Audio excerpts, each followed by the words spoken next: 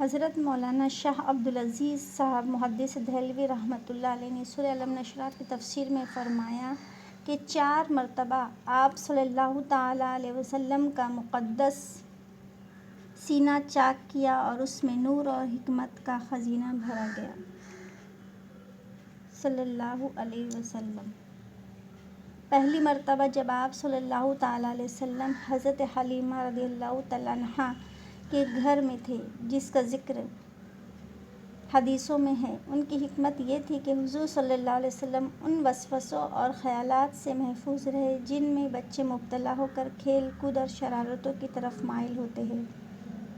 دوسری بار 12 برس کی عمر میں تاکہ جوانی کے پرآشوب شہوتوں کے خطرات سے محفوظ رہ سکے۔ تیسری بار غار حرا میں شق صدر ہوا، آپ صلی اللہ علیہ وسلم کے قلب میں نور سکینہ بھرا گیا تاکہ وحی الہی کی عظیم اور گرہ بار بوجھ کو برداشت کر سکے۔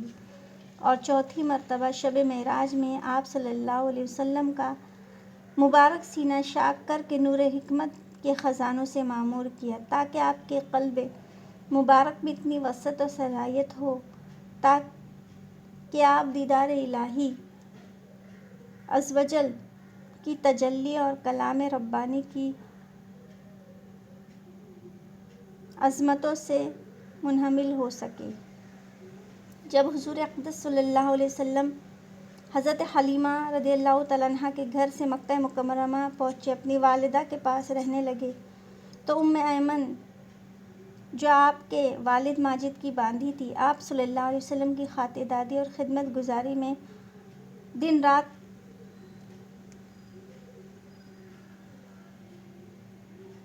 مصروف رہتی۔ ایمن کا نام برکتہ تھا۔ یہ حضرت آپ صلی اللہ علیہ وسلم کے والد ماجد سے میراث میں ملی تھی۔ یہی آپ کو کھانا کھلاتی، کپڑے پہناتی، آپ کے کپڑے دھویا کرتی۔ آپ صلی اللہ علیہ وسلم نے اپنے آزاد کردہ غلام حضرت زید بن حارثہ رضی اللہ تعالیٰ عنہ سے ان کا نکاح کیا تھا، جن سے حضرت اسامہ بن زید رضی اللہ تعالیٰ عنہ پیدا ہوئے صلی اللہ علیہ وسلم۔ حضرت حلیمہ رضی اللہ تعالیٰ عنہ کا بیان ہے کہ آپ صلی اللہ علیہ وسلم کا گہوارہ یعنی جھولا فرشتوں کے ہلانے سے ہلتا تھا، اور آپ بچپن میں چاند کی طرف انگلی اٹھا کر اشارہ فرماتے تو چاند آپ صلی اللہ علیہ وسلم کی انگلی کے اشاروں سے حرکت کرتا۔ جب آپ صلی اللہ علیہ وسلم کی زبان کھلتی تو سب سے اول جو کلام آپ کی زبان سے نکلا وہ یہ تھا، اللہ اکبر،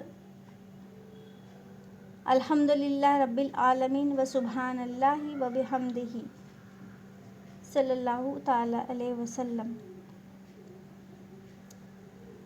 اللہ اکبر، اللہ اکبر، الحمدللہ رب العالمین و سبحان اللہ بکرہ و اصیلا۔ بچوں کی عادت کے مطابق کبھی آپ صلی اللہ علیہ وسلم نے کپڑوں میں بول و براز نہیں کیا، بلکہ ہمیشہ ایک معین وقت پر رفع حاجت فرماتے۔ اگر کبھی آپ صلی اللہ علیہ وسلم کی شرمگاہ کھل جاتی تو آپ رو رو کر فریاد کرتے، اور جب تک شرمگاہ نہ چھپ جاتی آپ کو چین قرار نہ آتا۔ جب آپ اپنے پاؤں پر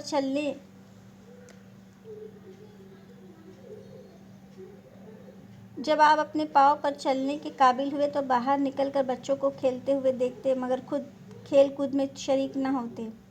لڑکے آپ کو کھیلنے کے لیے بلاتے تو آپ فرماتے، میں کھیلنے کے لیے پیدا نہیں ہوا صلی اللہ علیہ وسلم۔ حضرت آمنہ رضی اللہ تعالیٰ عنہا کی وفات۔ حضور اقدس صلی اللہ علیہ وسلم کی عمر شریف اب 6 برس کی ہو گئی تو آپ صلی اللہ علیہ وسلم کی والدہ ماجدہ آپ صلی اللہ علیہ وسلم کو ساتھ لے کر مدینہ منورہ آپ کے ننہال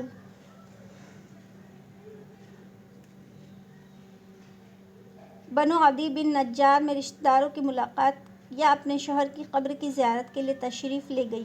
حضور اقدس صلی اللہ علیہ وسلم کے والد ماجد کی باندھی ایمن بھی اس سفر میں آپ کے ساتھ تھی۔ وہاں سے واپسی پر ابو نامی گاؤں میں حضرت بی بی آمنہ رضی اللہ تعالیٰ عنہا کی وفات ہوئی اور وہیں مدفون ہوئی۔ والد ماجد کا سایہ تو ولادت سے پہلے ہی اٹھ چکا تھا، اب والدہ ماجدہ بھی آغوش شفقت کا خاتمہ ہو گیا، لیکن حضرت بی بی آمنہ رضی اللہ تعالیٰ عنہا کا یہ در یتیم جس آغوش رحمت میں پرورش پا رہا تھا وہ ان سب ظاہری اسباب تربیت سے بے نیاز ہے۔ حضرت بی بی آمنہ رضی اللہ تعالیٰ عنہا کی وفات کے بعد ایمن رضی اللہ عنہا نے آپ صلی اللہ علیہ وسلم کو مکہ مکرمہ لائی اور آپ کے دادا عبد المطلب کے سپرد کیا۔ دادا نے آپ کو اپنی آغوش تربیت میں انتہائی شفقت و محبت کے ساتھ پرورش کی اور حضرت ایمن رضی اللہ عنہا آپ کی خدمت کرتی۔ جب آپ صلی اللہ علیہ وسلم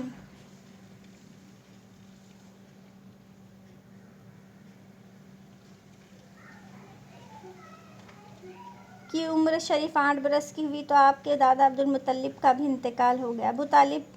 عبدالمطلب کی وفات کے بعد آپ صلی اللہ علیہ وسلم کے چچا ابو طالب نے آپ کو اپنی آغوش تربیت میں لیا اور حضور صلی اللہ علیہ وسلم کی نیک خصلتوں اور دل لبھا دینے والے بچپن کی پیاری پیاری اداؤں سے ابو طالب کو آپ صلی اللہ علیہ وسلم کا ایسا گرویدہ بنا دیا کہ مکان کے اندر باہر ہر وقت آپ کو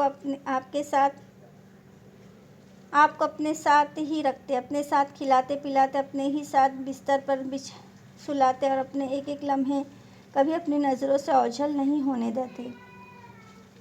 ابو طالب کا بیان ہے، میں نے کبھی بھی نہیں دیکھا کہ حضور صلی اللہ علیہ وسلم کسی وقت بھی کبھی جھوٹ بولے ہو یا کسی کو دھوکہ دیا ہو یا کبھی کسی کا دل ایذا کیا ہو یا یہودیہ لڑکوں کے پاس کھیلنے کے لیے گئے ہو۔ کبھی کوئی خلاف تہذیب بات نہ کی اور ہمیشہ